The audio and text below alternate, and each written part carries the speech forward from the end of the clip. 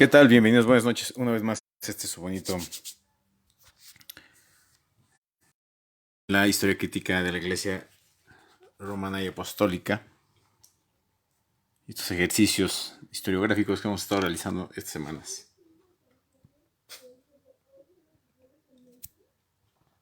Antes que nada, espero que se la estén pasando a todas maravillas. Y bien, comenzamos el día de hoy con abundante información. Y vamos a ver ahora cómo funciona el pequeño texto integrado para esta sesión. Pues bien, nos encontramos en el siglo V, en el año 476 después de Cristo, cuando Odoacro es el último emperador de Occidente y es depuesto por Rómulo Augusto, quien domina el Imperio Romano de Oriente. Y entonces es así como se da fin al Imperio Romano de Occidente. Y entonces aquí ya comienza el crecimiento exponencial de la Iglesia Católica, Apostólica y Romana como una institución sustituta del Imperio Romano en Occidente. Desde el siglo IV, la poderosa iglesia atraía a muchos hombres que encontraban en ella la posibilidad de acceder a un poder mayor que el que podían adquirir dentro del aparato del Estado o del Imperio Romano en este caso. Las mentes más sobresalientes y difusoras de ideología del Bajo Imperio eran hombres de la iglesia como Ambrosio de Milán, Jerónimo, San Agustín, San Atanasio, San Juan Crisóstomo y un largo etcétera. Los filósofos son los que darán fundamento a la teología y estructura de la Iglesia Católica Apostólica y Romana. Muchos de estos hombres cultos reunían en habilidad política y espiritual para llegar a ser excelentes generales, gobernadores provinciales u otros altos cargos. Pero, sin embargo, la Iglesia había ido consolidando sus posiciones cada vez más fuertes ante un Estado cada vez más débil. La Iglesia Católica en este punto se vuelve entonces una atracción hacia la gente, vamos a llamarle de este estilo oculta, hacia los intelectuales, porque aquí digamos que se encontraban en un nuevo estatus del conocimiento que iba más allá de leyes y que más bien permitía a cierto punto un replanteamiento del ser y su existencia con su entorno. Eso llevó a la Iglesia Católica. El celo por preservar su creciente supremacía frente al imperio es una idea recurrente en San Agustín y sobre todo en su obra La ciudad de Dios, que ya hemos mencionado anteriormente, que es quien da la teología de la percepción, o más bien la recepción de el hombre en el cielo, en la tierra y con la institución canónica romana. Filosóficamente, muchos hechos de divinidad, de cómo se relaciona Dios, Dios Padre, Dios Hijo, Dios Espíritu Santo, con el hombre y cómo el hombre puede estar en una dialéctica constante entre su vida y las peticiones que hace al Supremo y a su vez cómo el Supremo le responde a dichas peticiones. Pero continuamos.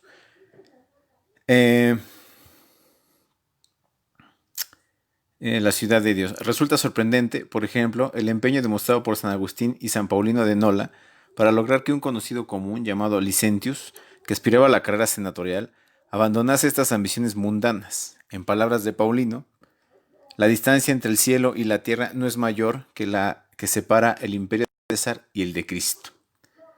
Hay implícita una condena hacia el imperio cristiano, por otra parte, hacia el imperio romano, perdón, y una visión cristiana por otra parte, y una sola vía de salvación, la iglesia. Ante las invasiones según Momigliani, de haber contribuido al debilitamiento del imperio, fue propensa a aceptar una colaboración con los bárbaros y también una sustitución de las autoridades romanas por los jefes bárbaros. Al pagano culto los bárbaros le aterrorizaban.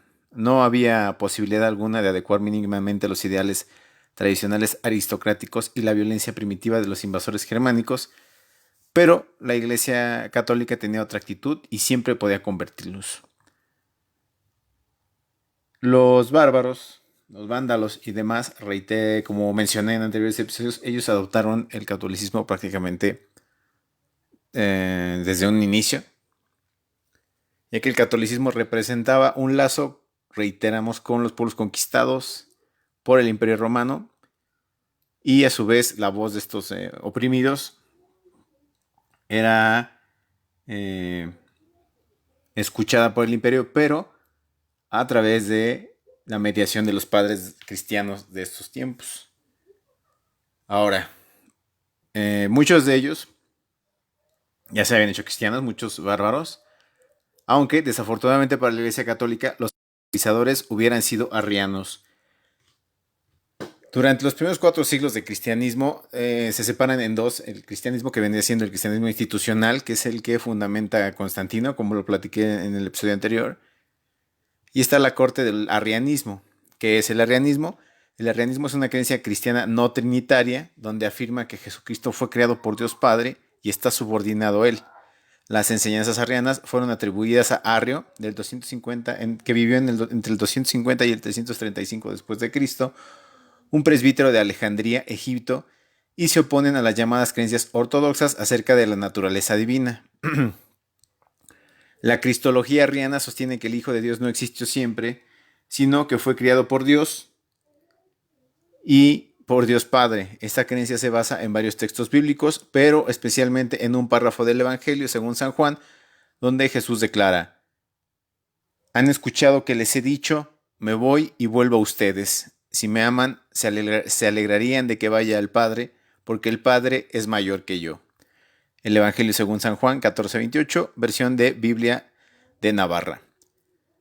Y aquí la importancia del arrianismo radica en que ellos son los que traducen del griego al latín lo que es el Nuevo Testamento, o los Evangelios, más bien, que conforman el Nuevo Testamento, y el Viejo Testamento, ya que se encontraba en la biblioteca de Alejandría, se encontraban estos escritos, la famosísima biblioteca que se quemó. De ahí es donde el arrianismo empieza entonces con la difusión de dichos edictos. Saludos, mi estimado Adrián, mi fiel Adrián, él siempre me escucha, ya me dará sus opiniones con ansias. Entonces, el arrianismo es realmente quien se encarga de ir haciendo brecha para lo que posteriormente sería la Iglesia Católica, pero el arrianismo no buscaba la institución eclesiástica. El arrianismo buscaba enteramente la espiritualidad y que todos tuvieran un acceso al cielo, que pudieran acudir a misa, que pudieran sentir las palabras divinas, digamos, en su ser.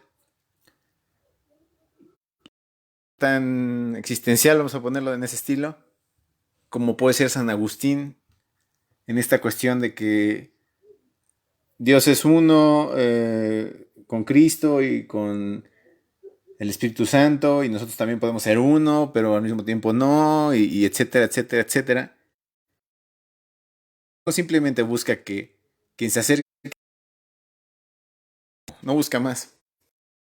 A través de misas, a través de oraciones, a través de una búsqueda constante del Ser Supremo, sin representar un conflicto, más bien que Dios siempre está ahí para ayudar, ¿no? Ese es como que un principio básico que se pierde cuando se pasa a una iglesia institucionalizada, una iglesia jerarquizada y una iglesia que ya responde a líderes, como a un papa. Ahí ya se pierde entonces este contexto de que cualquiera puede estar en contacto con cualquier lado. porque al final del día Dios es omnipotente y está en todos lados y lo ve todo y lo escucha todo, entonces no hay necesidad de por qué hacer un edificio en su nombre o realizar eventos cada 8 días en su nombre, ya que Dios lo ve en todo y no necesita de Dios, sino más bien necesita una fe absoluta en Él, como el Supremo que es. Entonces pega muy bien en estas tribus, bueno, no son tribus, en estos pueblos bárbaros que se ven enfrentados a el poder romano y subajados al mismo tiempo por la cultura romana. Entonces ven una salvación en esta cuestión del arrianismo. Sin embargo, como vimos el día de ayer en el concilio, perdón, el día de antier, Constantino en el concilio de Nicea prohíbe el arrianismo precisamente porque los jerarcas de la iglesia ya católica ven un rival en estos seres, en estos opuestos evangélicos, y deciden entonces pues atacar, ¿no? Si ya estamos siendo amigos del poder, pues que el poder hay que utilizarlo lo mejor que podamos. Y siempre en nuestro beneficio, obviamente. Aquí las cuestiones políticas aplican también en las cuestiones de Dios. Dios y los hombres. Me parece que hay un libro incluso que se llama así, los Dios y los hombres, o Héroes y Dioses. No lo recuerdo, la verdad. Ahí dejaré ese dato al aire. Discúlpenme ustedes. Eh, entonces, así sucede con el arrianismo. Y ya se fundamenta entonces la Iglesia Católica Apostólica y Romana como tal, que a partir del Concilio de Nicea en el 325 va a empezar a desarrollar sus jerarquías y sus estatutos para operar y funcionar como institución. Bien, solo este hecho del arrianismo alteraba a la Iglesia y la predispuso al enfrentamiento con los bárbaros, ya que ellos no tenían el control sobre ellos. Sin embargo, el rechazo a la herejía era entonces mucho mayor que el rechazo al paganismo. Mientras en Oriente la Iglesia estaba casi totalmente identificada con el Estado romano de Constantinopla, en Occidente se tenía la impresión de que la Iglesia iba sustituyendo poco a poco al desfalleciente Imperio romano en las relaciones con los bárbaros. Su rechazo a estos parece debido más a su condición de arrianos que a su condición de amenaza para el imperio, como lo mencionamos anteriormente. En adelante será la Iglesia quien asuma, al margen del imperio, la tarea de civilizarlos y cristianizarlos. Y este punto es fundamental para el medioevo, porque como lo mencioné también en el día de ayer, será la Iglesia quien cumpla con funciones diplomáticas y de unificación entre los diferentes pueblos de Europa Central y de Europa del Norte, para que estos, a pesar de que estén en un constante conflicto, reconozcan a un juez o reconozcan a una institución como quien para tranquilizar las cosas. Y esta institución es la Iglesia Apostólica de Roma. Entonces, el hispano Orosio se congratula de los éxitos alcanzados en este aspecto en Oriente y Occidente y dice, en Oriente y Occidente, llenas de hunos, suevos, vándalos y burgundios y de pueblos incontables de creyentes. Es preciso, pues, exaltar y alabar la misericordia de Dios, pues la ruina de nuestro pueblo, de tan grandes naciones recibían el conocimiento de la verdad, que no habían podido encontrar de otra forma que no fuera así, o sea, mediante la evangelización. La ruina del imperio en cierto modo se ve compensada, para Orosio, con las adhesiones al cristianismo de tantos bárbaros. Ya no son más enemigos del imperio, sino un pueblo de herejes sin respeto alguno a la Iglesia Católica. Los obispos son quienes actúan entre los bárbaros y el imperio. Así pues, la Iglesia, tanto en Roma como en el resto de las provincias occidentales, se constituyó muy pronto en el eslabón que hizo posible que el imperio sucumbiera definitivamente y que los nuevos dueños pasasen a ser los nuevos protectores. Entonces aquí podemos ver cómo a la caída del imperio romano, la Iglesia Católica funge como un sustituto natural de esta institución y aparece ya en el plano absoluto el poder de la Iglesia romana de Occidente. Hasta este año, hasta el 475, la Iglesia de Roma va a responder al Imperio Bizantino o al Imperio de Oriente por los siguientes 300 años, hasta el 700 aproximadamente, 200 años, perdón. Y no sufrirá modificación alguna de su jerarquía. Pero eso lo vamos a ver el día de mañana. Ya me voy a aventar ese desarrollo. Porque quiero entonces ahora enfocarme en la jerarquía católica, que prácticamente se ha mantenido igual desde el 325 del Concilio de Nicea. Prácticamente no ha cambiado su forma orgánica. Me parece aquí un bonito texto.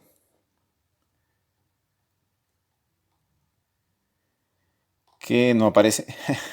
Ya lo encontraré.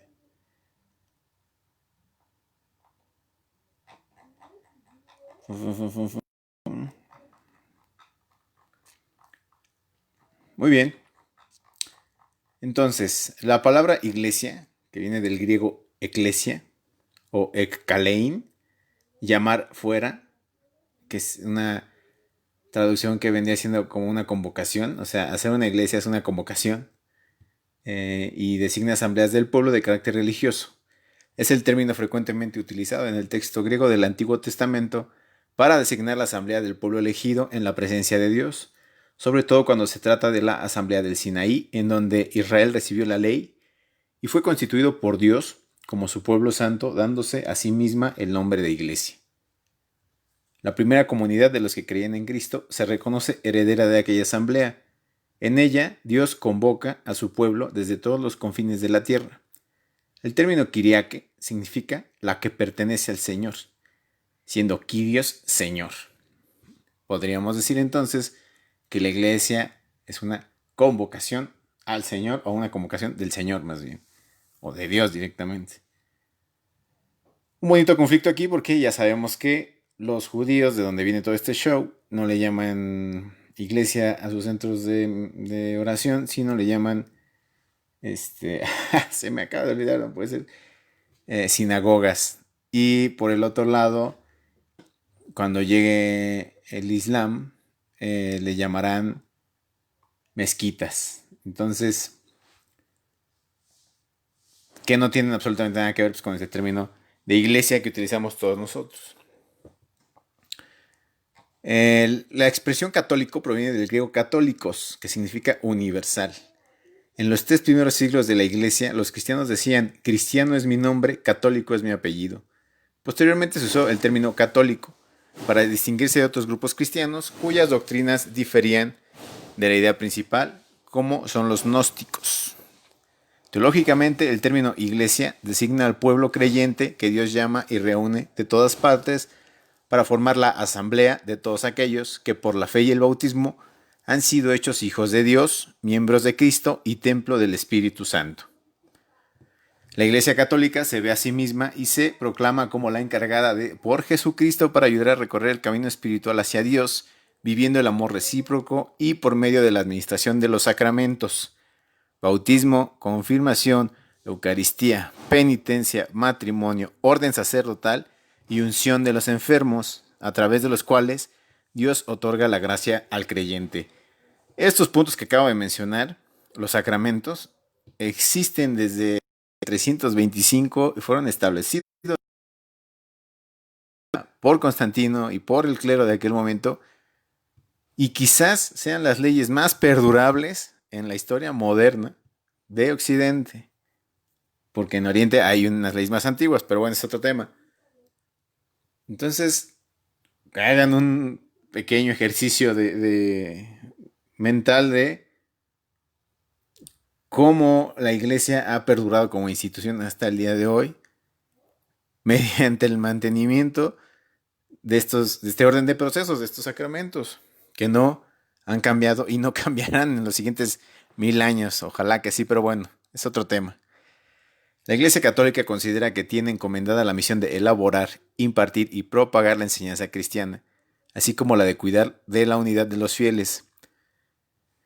Debe también disponer la gracia de los sacramentos a sus fieles por medio del ministerio de sus sacerdotes. Además, la Iglesia Católica se manifiesta como una estructura piramidal en la que debe cuidar de mantener la unidad de todos los fieles y su obediencia a la doctrina oficial.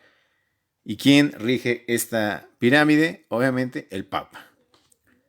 Esta iglesia se concibe a sí misma como la única iglesia fundada por Cristo y por tanto la única auténtica frente a las demás iglesias y denominaciones cristianas que han surgido históricamente después de ella.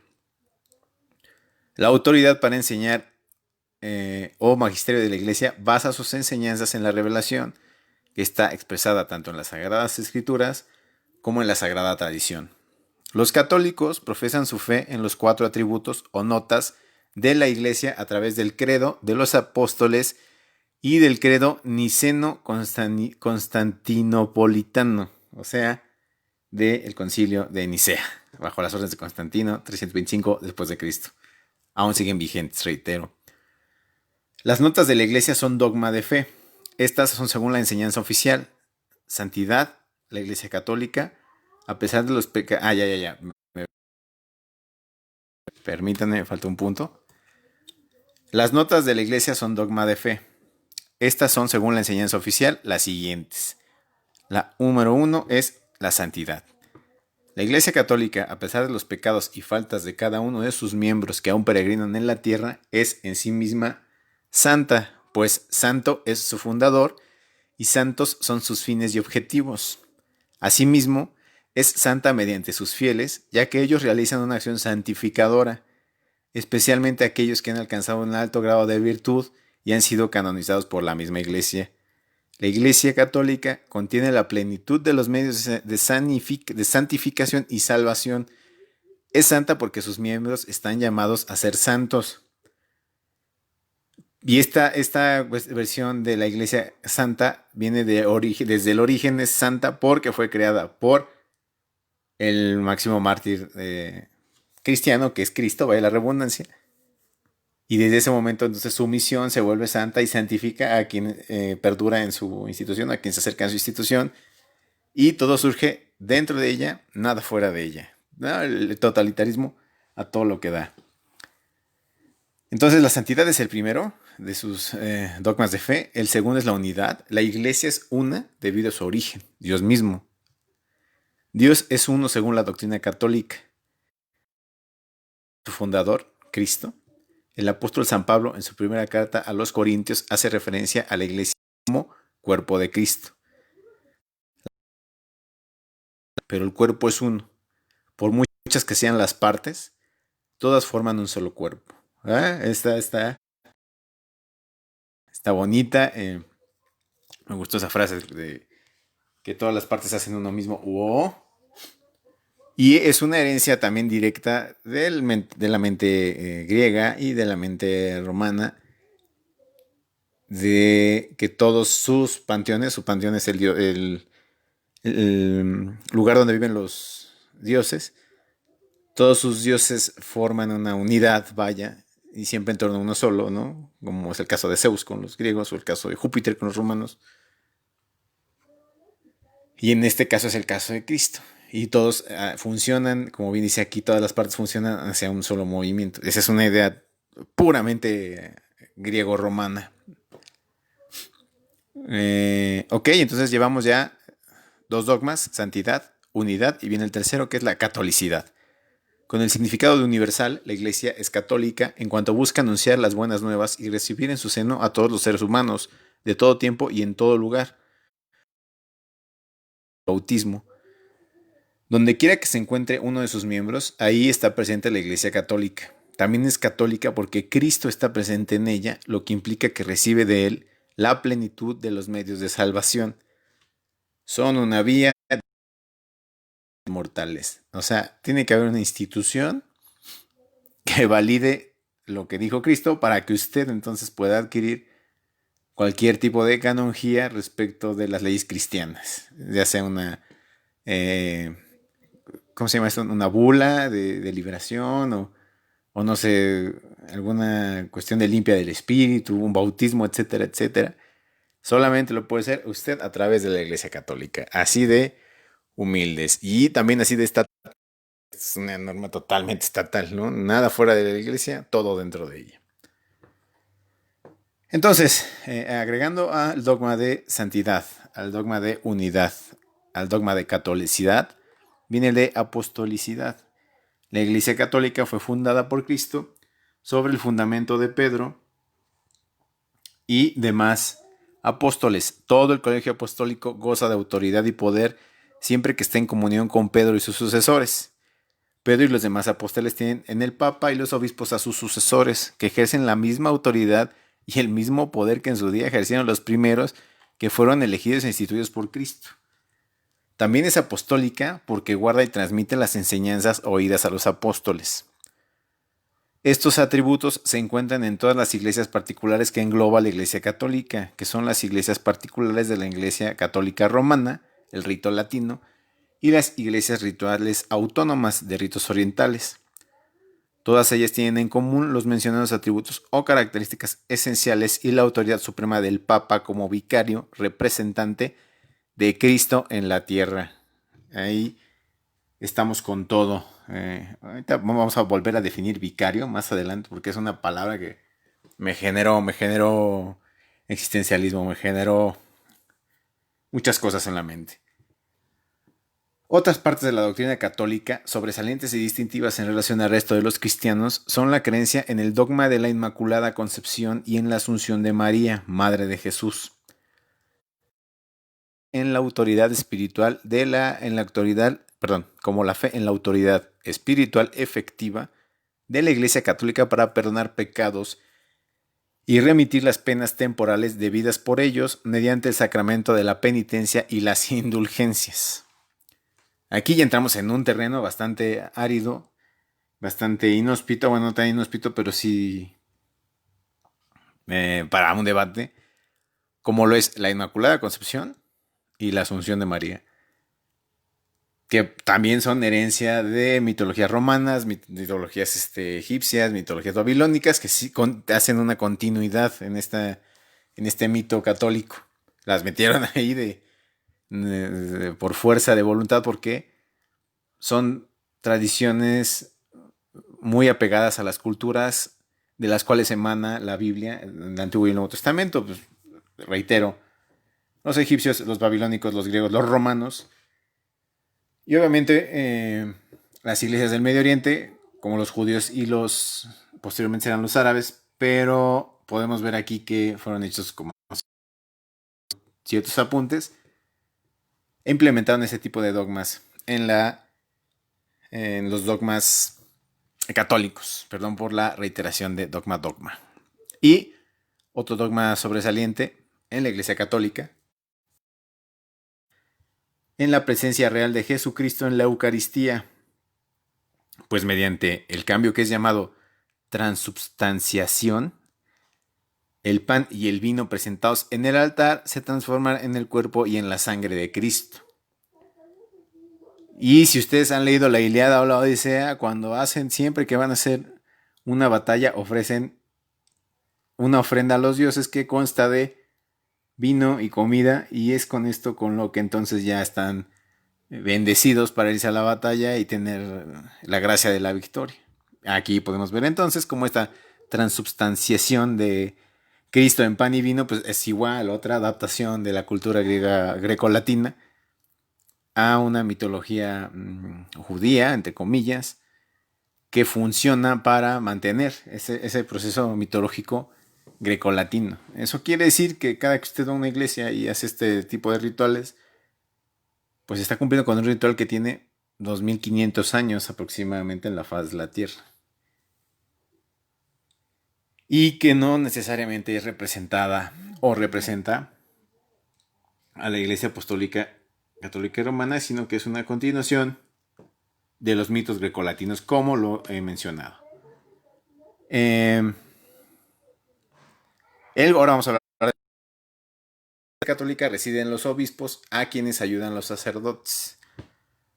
Los obispos son los encargados de cada diócesis, son ayudados por los presbíteros y los diáconos. Ningún obispo, aunque haya sido nombrado cardenal, tiene autoridad sobre otro, sino que cada uno depende directamente del Papa. O sea, el obispo de México enteramente opera sobre sus diáconos mexicanos y sus presbíteros mexicanos, más no sobre los de Estados Unidos o sobre los de Latinoamérica. Y el obispo responde enteramente al Papa. O sea, los primeros CEOs del mundo pues, son los obispos y el primer CEO pesado pues, fue el Papa, ¿no? Los cardenales se encargan de ayudar al Papa en la acción pastoral de la Iglesia Católica y en la administración del Vaticano y de la Curia Romana. Cuando el Papa muere, también son los encargados de elegir al sucesor en un cónclave.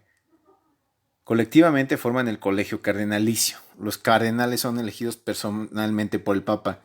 Básicamente los cardenales son el consejo de administración del Papa. Sin embargo, ellos no pueden tomar decisiones ni siquiera ejecutar las mismas, sino tiene que pasar primero por el Papa. Ellos se encargan de informar al Papa cómo están las situaciones en determinados lugares y cómo puede operar la iglesia y de qué manera puede operar y ya el Papa toma las respectivas decisiones.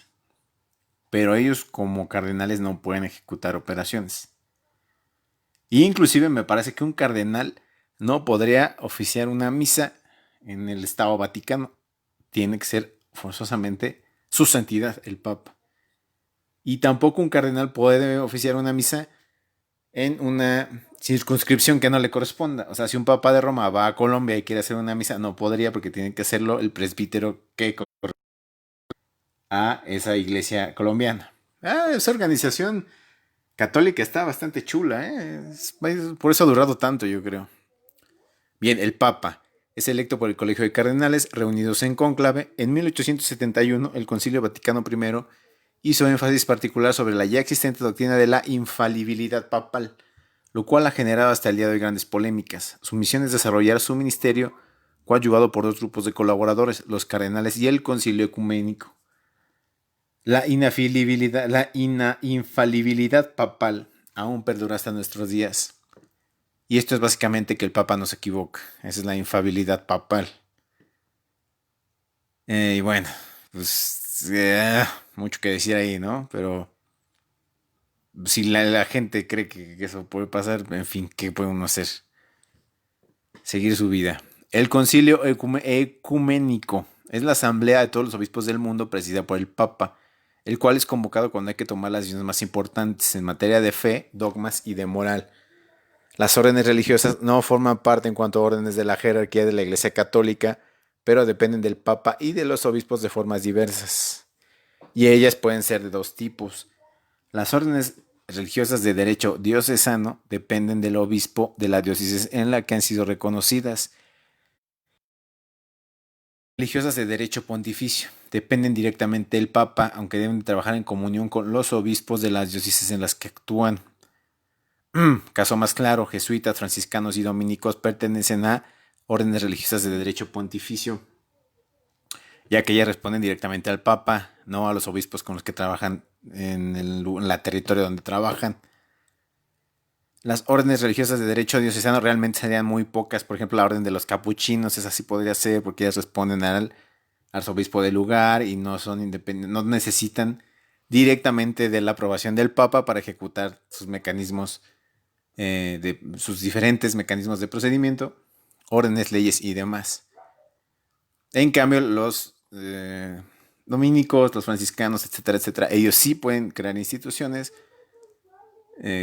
pues sí, que estén en conflicto, digamos, con los obispos locales, como sucede aquí en México, con la cantidad de escuelas que hay de dominicos, de franciscanos y de agustinos y demás, ¿no?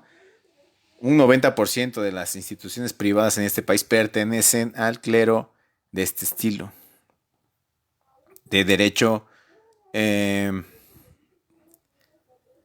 diocesano, perdón, de derecho pontificio. Es también conocido que estas instituciones generan, o estos órdenes generan sus propios recursos a veces y no necesitan recursos del papado, sino más bien solamente aprobaciones, ¿no? Directamente del Papa. Y también estas son conocidas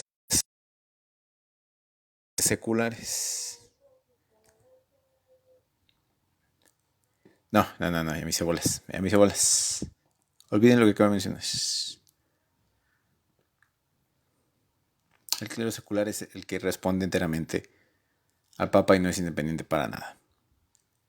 Bien, hasta ahí con las congregaciones religiosas, y son establecidas conforme a los 3 votos básicos de pobreza, castidad y obediencia.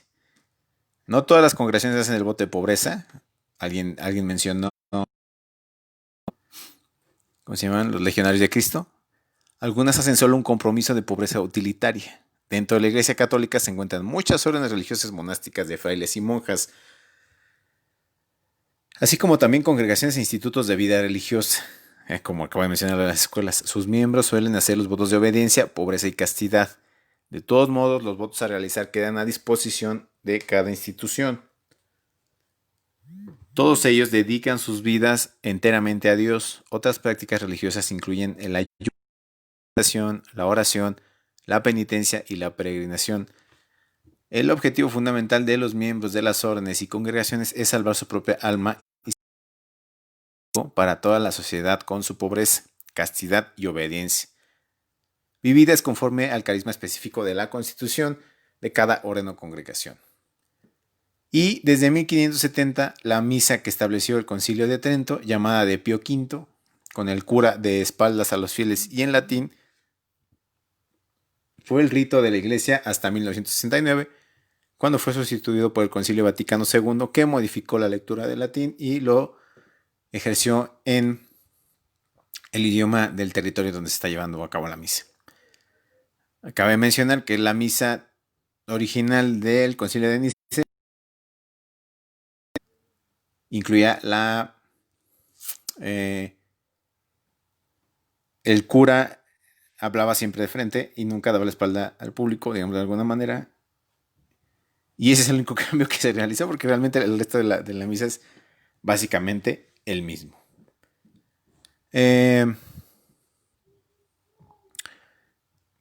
Nos vamos a detener con lo de que el Papa es el becario de Cristo, el Vicarius Christi, lo que significa se aplica al Papa en cuanto a representante de Jesucristo en la tierra, y al parecer es un título antiguo. Ya Inocencio III lo usó para fundar su autoridad, y el Concilio de Florencia en el siglo XV lo definió como ortodoxia para la Iglesia. Por tanto, y aún hoy en día, dentro de las leyes canónicas, el Papa sigue siendo el representante de Cristo en la tierra, con su infalibilidad, con su poder y con todas esas locuras que implican ser un representante de Dios en la tierra. En teoría el Papa sí podría ser, tendría superpoderes y debería volar y convertir todo y hacer magia y hechicería, pero obviamente no lo va a hacer porque pues, es un mortal como todos los papas y todo el que pertenezca a la Iglesia Católica, Apostólica y Romana. Todo esto que acabo de mencionar y que he platicado existe desde el 325 después de Cristo, se da durante este concilio que tanto he mencionado, donde Constantino aplica la uniformidad a la jerarquía eclesiástica. Y este tipo de normas y leyes que acabo de mencionar son las que hacen que la Iglesia Católica sea fuerte y funcional a lo largo de ya 2000 años prácticamente. 1500 vamos a ponerle. Y que funcione hasta nuestros días íntegro. Todo lo que yo acabo de leer, si usted es miembro de la Iglesia Católica, Apostólica y Romana, usted lo ha vivido, usted lo repite todos los días, inclusive usted cada que va a una boda, una misa, un bautizo, está repitiendo estas cuestiones que al final del día resultaron ser en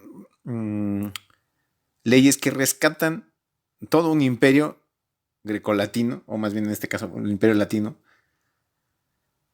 y es resumido en una nueva forma, o bueno, no en una forma, sí en una nueva forma institucional, pero con una vieja forma jurídica. Y a partir de este punto y de esta jerarquía romana, es que los pueblos de Europa van a responder a esta institución, reitero, como un juez, como un dador también, como un protector de los bienes espirituales y materiales de muchos de los reinos europeos. El inicio de la Iglesia Católica, que empieza como un diplomático entre los bárbaros y el Imperio Romano, pues al final de cuentas el diplomático se come al Imperio Romano y queda él como el imperio absoluto. Entendí muy bien que la política de conciliación daba más logros que la política de guerra y conquista que tenía el imperio Romano. Hasta aquí lo voy a dejar por el día de hoy. Solo menciono que cuando Roma cae en el 473, quien funge como papa es el Papa Simplicius, quien dura 15 años en el papado, del 3 de marzo al 10 de marzo del 483. Mañana daré un pequeño preámbulo de leyes canónicas también para terminar de cimentar todo lo que platiqué hoy que existe en la actualidad y comprendan algunas situaciones de espera. Y entonces ya nos enfocaremos en la historia de la Iglesia Católica a través de sus papas y los europeos. Nos vamos a encontrar con Carlomagno, gran el mando católico. Nos vamos a encontrar con los católicos en España, en, en las diferentes provincias de Italia, como Sicilia, como Milán. Eh, y voy a nada más margen o la distinción con la Iglesia Ortodoxa de Oriente, la Iglesia Bizantina. No nos vamos a meter mucho por allá. Es otra historia, es otro mundo también. Nos vamos a mantener aquí en Occidente. Entonces, por su atención, si es posible, mañana saco ese capítulo porque hay bastante que investigar. Y pues, sí necesito ahí echarle ojo a lo que voy a poner en el texto. Entonces, si mañana nos vemos, lo más seguro es que el viernes sin falla les tenga el siguiente capítulo, ya comenzando con la historia de la Iglesia Católica en la Baja Edad Media. A partir de este momento ya comienza la Edad Media Europea, con el desarrollo de los señores feudales, que realmente si lo analizamos detenidamente después de estos capítulos, pues podemos ver que realmente no eran señores tan feudales, sino que ya líderes de los diversos pueblos sometidos por Roma que ya estaban configurados como tales. No nacieron de la nada. Muchas veces se piensa que el feudalismo nace de la nada. Hay gente que tiene tierras y llegan los demás a trabajar sus tierras, pues sí porque sí, ¿no? Y pues no, así no suceden las cosas. Es toda una evolución y es todo un desarrollo y además conservan esta burocracia de imperio que aún hasta nuestros días se mantiene, tanto jurídica como administrativamente, como fiscalmente, ¿no? Vaya, hay un pago de impuestos, hay un sometimiento a un Estado y hay leyes que te regulan ese principio de Estado. Ok. No sé, Adrián dice se pausó. Pero no te preocupes, ya, ya había terminado. Si tienen alguna duda, con mucho gusto respondo. Si no hay duda, no se preocupen, seguimos.